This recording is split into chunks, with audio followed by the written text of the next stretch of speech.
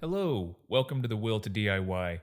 This podcast is a place for me to sandbox ideas, play with them, tinker with them, build on them, or perhaps just throw them away and get back to work. Can't you see? Can't you all see, you speakers, that it is we who are dying? And that here below, the only thing that really lives is the machine. We created the machine to fulfill our will, but we can no longer bend it to our will. This is a quote by E.M. Forster from 1909, and it was in this article that I read called Economy or Life. And we're going to talk about the article here in just a second, but first we're going to sort of lay some groundwork. I've really sort of held off on saying too much about the COVID corona stuff. The virus is what it is, but what's fascinating is, of course, how people react to it. And of course, the problem is that we have these now divisive camps that have formed naturally. Of course, I guess that's just what we do. One of them is very much for the life as usual. And it's, yes, of course we will take precautions naturally. As long as the economy survives, because it's more important than anything else, everything in life is a calculated risk. This one just has more death involved in it. And of course, then there's the other camp that says, yeah, there's death involved. Stay at home. Save lives. This is science. You can't work your way around it. Control yourselves so that we can save people. I sort of want to preface this kind of commentary with something like, with all politics, I have friends and family on both sides, and I think they're intelligent people, but they make different decisions for different reasons. So I wanted to talk about why maybe they're making the decisions they're making. And one way to think about this is this idea of the sort of overlapping Venn diagram with three considerations. You have the economy, you have health, and you have psychology. And in psychology, I'm just going to call that anxiety as well, right? There's a guy named Daniel Kahneman who wrote a book called Thinking Fast and Slow. And he says that humans are what he would call maybe heuristic machines, right? Not intelligence machines. We actually suck at making intelligent, logical decisions. And heuristics is more of this practical problem-solving approach. And it's not optimal maybe, or even rational. It's maybe not even smart, but it helps us reach a short-term goal. And what this does is it takes pressure off of us having to think. So we react to situations. We don't necessarily have to think about them, and maybe it'll just get us through the short term. Another way to think of this is Jonathan Haidt's analogy of the elephant and the rider, where our emotional state is this massive beast, this elephant. And this tiny little rational rider is up on top of it, and he has very little control, but he likes to think that he's in control. So when the beast decides that it wants Taco Tuesday, the quarantine be damned, well then our little rational rider, he has to pull this classical move of rationalizing why, Taco Tuesday really is a necessity for me. So the issue is, maybe given the right context, you'll react emotionally to reduce anxiety. And this might mean at different points you're going to jump into either the health camp or the economy camp. But to make it even more complicated than that, people also choose camps to reduce cognitive load, but they'll align themselves with their social circle or their peer group. And the unfortunate thing about that is sometimes the more irrational your behavior in a group, the higher you climb in the social queue. So all of a sudden, you're super economy camp or you're super health person, right? And you kind of quit moderating your behavior.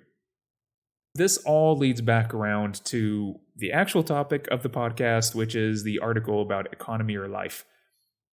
I know this is kind of hyperbolic, but we're going to hack at it anyway.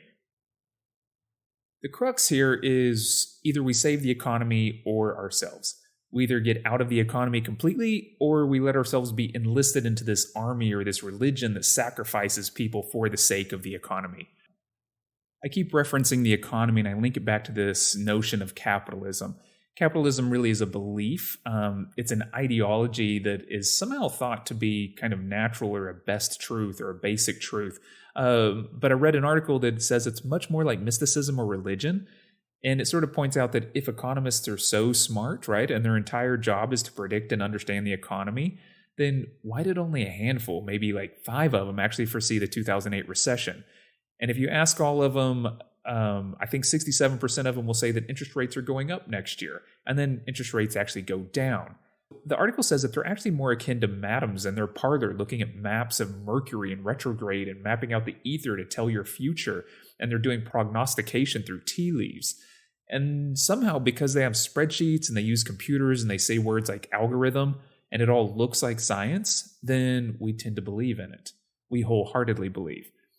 And you might even think of the whole economy itself as a faith-based system, and it really requires our belief for it to continue to thrive.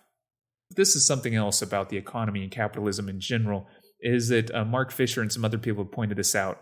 If capitalism is such a great natural truth, this sort of inevitable market evolution, then why do our politicians and governments constantly have to correct for it? They're always having to resuscitate it and put it on life support, right? So a business starts to go under, it starts suffering, and the government is immediately at their bedside, right? They're using the central bank as a respirator to help this thing out. Yet when we're in a real-world situation, as we are today, and hospitals are packed more and more daily with dying people, well, then we just sort of get this ritual of sympathetic words. I think we've also been getting these contradictory injunctions from our leaders. Things like, confine yourself, but go back to work. We're going to close all the markets, but not the supermarkets. We're going to stop virus circulation, but not stop the circulation of goods that carry the virus. Because really, we're saving the economy, not life here, right? And I think that's why we're getting these kind of mixed messages. And this is a contradiction of trying to do both at once, and we end up kind of getting the worst of both worlds. Now, the logic I hear on this is it's sort of a top-down idea, that if we save the economy, we save more lives long-term, and we maintain sort of national power within a global scheme and blah, blah, blah, blah, blah. I honestly don't know about that. It really sounds to me a lot like rich preachers telling me to tithe more into a system that has let my friends down. Capitalism and the economy has produced some of the highest levels of financial equality ever, and suicide rates are increasing. So I don't know if this is necessarily the best system, and we should keep tithing into it. Here's the other thing. I'm not saying that our leaders and politicians don't have sympathy, but I think that they believe much more in the religion of the economy. What we're seeing is that the social contract of Hobbes, Locke, and Rousseau, that where citizens behave a certain way in exchange for state protection, seems to be dead, or at least it's now just a half-hearted ritual to placate the populace while its business is normal. And the issue here for me is that to serve the economy seems to involve sacrifices that I just have trouble swallowing. It smacks too much of utilitarianism and relativism, where individual human rights get swept aside for this idea of the greater good, or for somebody else's happiness. And then you have to wonder who's making the decisions, who gets to stay happy. I think maybe we should end on some words from an apostate economist, Keynes. We will come back to estimate the ends more than the means, to prefer the good to the useful.